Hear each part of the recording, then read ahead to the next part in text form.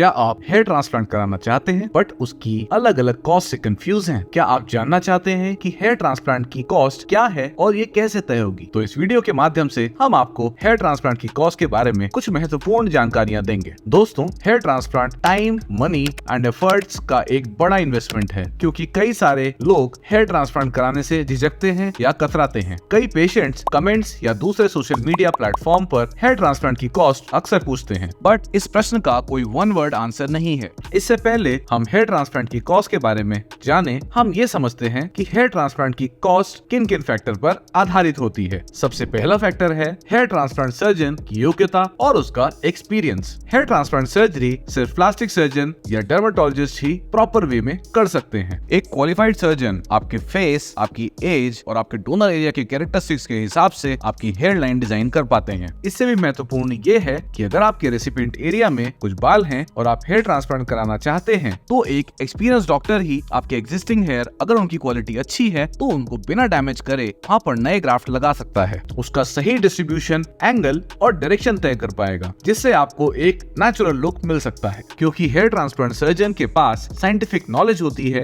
और उन्हें एक्सपीरियंस होता है, तो इसी हिसाब से जो ज्यादा एक्सपीरियंस सर्जन होते हैं उनकी जो कॉस्ट है वो ज्यादा रहती है। जो टेक्नीशियन सर्जरी करते हैं उनकी कॉस्ट काफी कम होती है, क्योंकि उनके पास साइंटिफिक नॉलेज नहीं होती और उन्हें इस बात से फर्क नहीं पड़ता कि आपका रिजल्ट कैसा आएगा। इससे भी इम्पोर्टेंट बात यह है कि एक एक्सपीरियंस सर्जन ही आपके डोनर एरिया का सही इस्तेमाल करके उसे फ्यूचर के लिए प्रिजर्व कर सकता है। किसी भी अन्य मेडिकल प्रोसीजर की तरह हेयर ट्रांसप्लांट में भी कुछ रिस्क इन्वॉल्व होते हैं। एक एक्सपीरियंस सर्जन ऐसी सिचुएशन में कोई भी कॉम्प्लिकेशन होने से उसे तुरंत डायग्नोज कर बेहतर तरह से हैंडल कर पाता है, लेकिन टेक्नीशियन के पास ना तो कोई मेडिकल डिग्री होती, ना उसे कोई मेजर कॉम्प्लिकेशन हैंडल करने की कोई ट्रेनिंग होती। सेकंड इंपॉर्टेंट फैक्टर है ओटी का सेटअप। हेयर ट्रांसप्लांट सर्जरी को एक प्रॉपर ओटी सेटअप में ही करना चाहिए। ओटी में proper LED lights, proper magnification instruments और इमरजेंसी हैंडल करने की व्यवस्था होनी चाहिए। इन सब के लिए ओटी का इंफ्रास्ट्रक्चर में इन्वेस्ट करना पड़ता है और मॉडर्न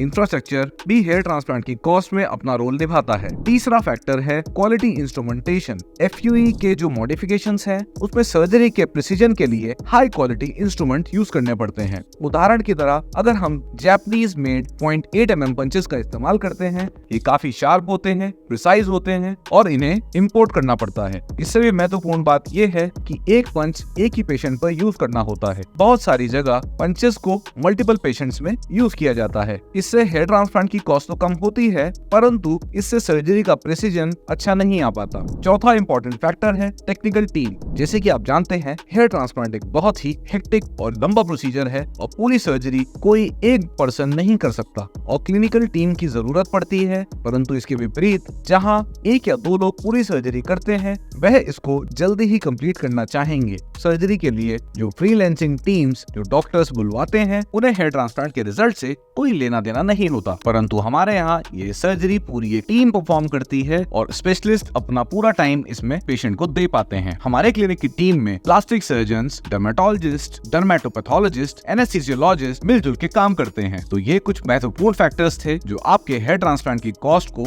वेरी कराते हैं। हम आशा करते हैं कि हेयर ट्रांसप्लांट की कॉस्ट से रिलेटेड अगर आपके मन में जो भी शंकाएं थी, वह इस वीडियो के माध्यम से हम कुछ हद तक आपको बता पाए। अगर आपको वीडियो हेल्पफुल और इंस्पायरिंग लगा हो तो कृपया लाइक बटन दबाएं, अपने दोस्तों के साथ इस वीडियो को शेयर कीजिए और हमारे चैनल को जरूर सब्सक्राइब कीजिए। और याद रखिए, आपके जो भी सवाल रहे आप हमें कमेंट सेक्शन में जरूर बता सकते हैं। हम नए वीडियो में आपके सवालों के आंसर करेंगे। धन्यवाद।